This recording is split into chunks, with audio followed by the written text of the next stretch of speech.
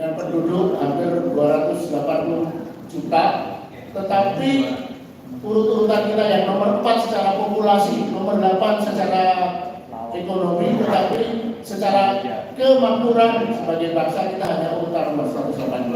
Nah, nanti detail-detail soal kondisi ekonomi itu akan dikupas oleh ekonom kita Bapak Antoni. Dan yang ingin saya tekankan adalah mampukah Indonesia mewujudkan slogan yang didengungkan oleh para politisi kita bahwa tahun 2045 Indonesia akan menjadi menuju Indonesia emas, menjadi kekuatan global tahun 2045. Nah, apakah itu akan terwujud? Kalau kita melihat situasi kekinian, sepertinya sulit terwujud. Indonesia hari-hari ini, bahkan kemarin mahasiswa turun ke jalan, menggaungkan situasi bahwa Indonesia dalam kegelapan. Karena bukan saja politikus-politikus elit di atas lebih mementingkan kelompok, partainya, kroninya, keluarganya, sehingga harapan kita di suasana yang gelap ini kita bisa membuat sedikit terang di epicentrum orang yang dibesarkan di kota ini, Solo, sebagai epicentrum kegelapan Indonesia saat ini. Nah, maksud saya 10 tahun terakhir ini. Dan untuk itu kita undang bersama-sama Mbak MC, boleh saya undang atau ya, kepada Bung Roy Suryo,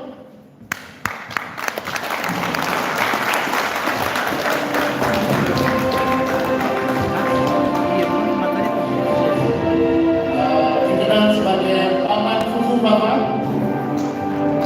Kemudian untuk Bang Abraham Samad,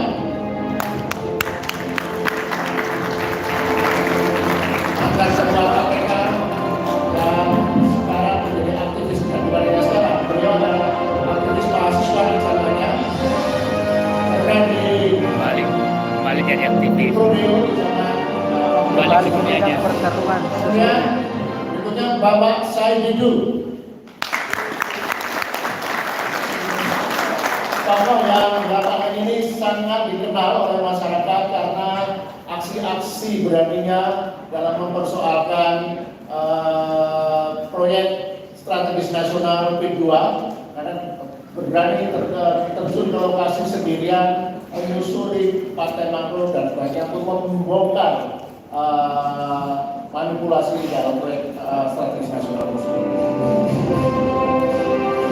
Berikutnya, tak lain dan tak bukan komponis dan budaya besar kita, Bung Eros Jarwo.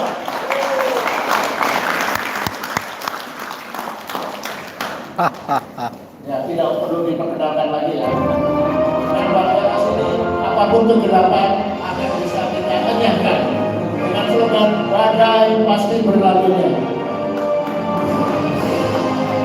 Kemudian karena Ibu Dekan Dr. Dora berhalangan, kita langsung undang last but not least Bapak Antoni Budiawan, ekonom yang tidak pernah lelah setiap hari, setiap saat mengeluarkan analisis ekonomi yang tajam dan membuka perspektif kita tentang situasi ekonomi Indonesia.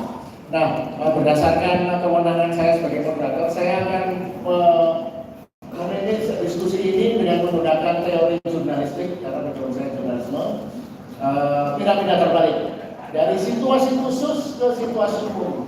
Jadi kita akan mulai dari bagaimana kondisi ekonomi Indonesia, bagaimana kondisi sosial Indonesia, hukum Indonesia, bagaimana situasi pembangunan Indonesia, dan kemudian juga aspek information teknologi dan media. Dan kemudian kita tutup dengan perspektif yang besar tentang kebudayaan. Apakah Indonesia negara yang memiliki peradaban dan kebudayaan yang layak untuk menuju Indonesia emas?